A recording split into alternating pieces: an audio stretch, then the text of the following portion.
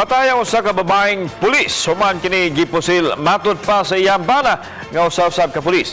Gilang biktima nga si Police Staff Sergeant Juliet Tukib ug na-assign sa Clarin Police Station.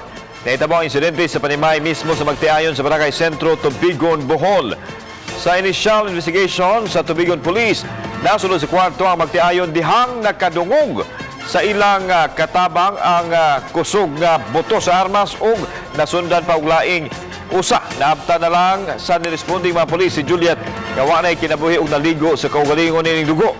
Aduna usay samad pinusilan sa naong ang bana ug talandugon ang kondisyon. Nasayran nga kanunay mag-away ang Magtiayon. Sumausab sa acting BPPO Director nga adunay problema sa pangisip ug subject for dismissal na ang bana. Gani kasamtangan kining floating status sa Regional Personnel Holding and Accounting Unit.